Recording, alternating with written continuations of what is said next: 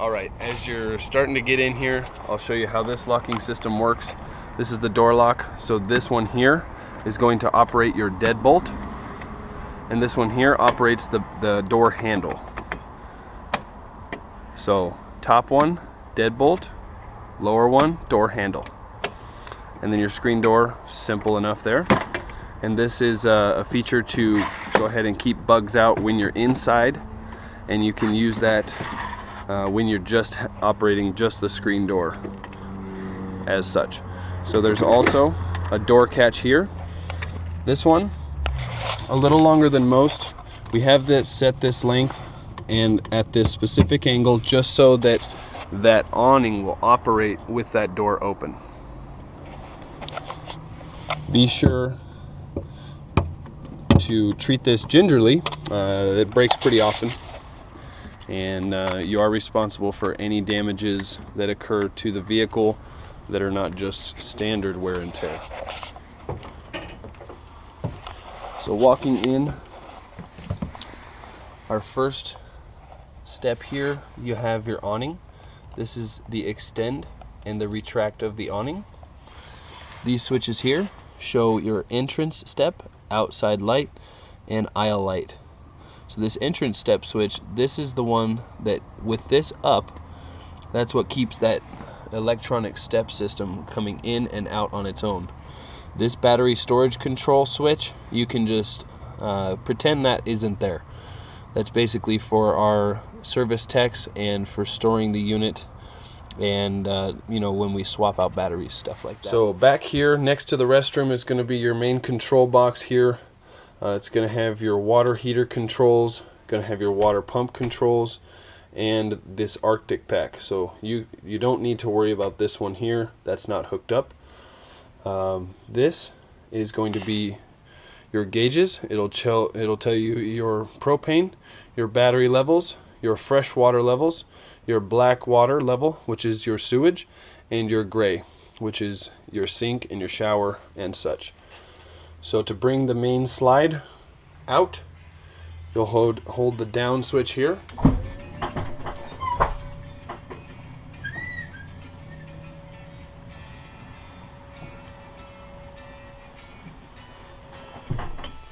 And then to bring the right slide out, which is the kitchen, you'll hold that switch down as well until it goes all the way out.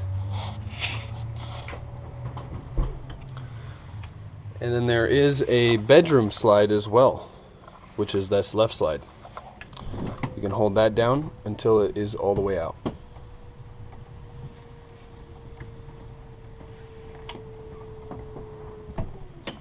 Okay. Now we have plenty of room in here.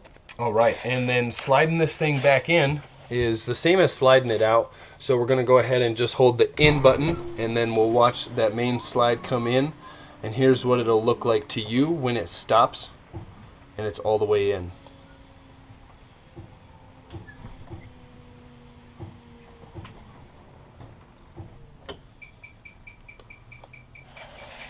Okay, you see how that bottom end snugged up against there? That's just to make sure that outside that thing is nice and snug. Right side in, which will be your kitchen unit. We're going to go ahead and press that button and watch that one come in. Alright, so this is a good example. I went ahead and I tried to push that button, and we have the engine operating right now. The machine is started up over there. So it doesn't work when the machine is running. So just so you know, when the unit is plugged in and or the generator's running and your battery levels are good, that's when you'll want to go ahead and operate your slides in and out. They won't operate with the engine running. Okay, so in a perfect world, the battery levels are going to be awesome and amazing, and they're not going to go low on you, but this isn't a perfect world, so you probably will end up having battery levels drop on you based off of usage. So what we'll end up doing is running that generator or having yourself plugged into a site. And since that generator's running and we have that circuit loop plugged in, we have full battery juice read on this, which you'll notice you didn't see earlier when I showed you the switches. So now that the engine's off and the generator's running, giving us a nice, fresh, ample power supply. I'm going to go ahead and bring this left slide in, which is the bedroom slide.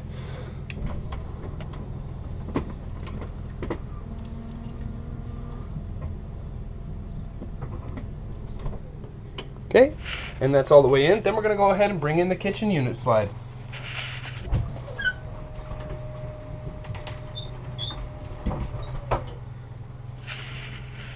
And those should move fairly quick, just like that, when you have ample power supply. Oh, and just a little note there too. So when you are plugged in, everything is live. The microwave, all of the outlets, all that kind of stuff is live. When you're not plugged in, that stuff isn't working. So unless you go ahead and you hook up that circuit with the generator, then you're going to go ahead and you'll be live again.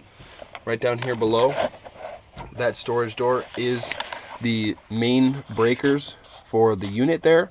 It's going to have your water heater breaker, your GFI, which is all of your outlets, your plugs, AC unit, the main breaker switch, and rear AC unit and microwave, and looks like the power converter is all there. Then you have your fuses down here, and a little spare fuse in case anything does pop. So, all right, so that's how all your fuses work, your breaker box works. And now I'll go ahead and cover the cooling system and how to basically work that in sequence with the generator, or as long as you're plugged into a 110 or 30 amp power source. So we'll go ahead and go over that now. And so for the back half of the house, there is a separate furnace. You know, you can turn the furnace switch on here, and then that brings heat to the back of the house. There's also all the same controls that are on the other one in the front of the house. So, and if you're taking a trip in the summertime, what you're going to want to do when you're going to go cool the house and you're using the AC unit, make sure that you start one up at a time, especially if you're operating off the generator. So you'll go ahead and you'll switch the front of the house to cool, and then once it gets kicked up and it's running, let it run for about 2 minutes, 3 minutes or so to really, you know, let that load settle in with the generator. And then you can go ahead and you can kick up the second back of the house here, and that will fire up your other AC unit. Right. Furnace, you can hear that kick on, and you can go ahead and run that. It will drain your battery pretty good, so you know, we recommend you either go ahead and run that generator to keep your batteries up, and you can keep an eye on your battery levels with the gauge there, and or also run the engine, you know, every say once or twice a day for 20 minutes or so, and it will use your gasoline, but so does the generator. So but the engine running will charge the coach batteries as well, so that'll keep your battery life up. And then switching over to cool, on that circuit, you will need either the generator running or the unit to be plugged in at a site for the AC to work in this unit. So we'll go ahead and switch that to off.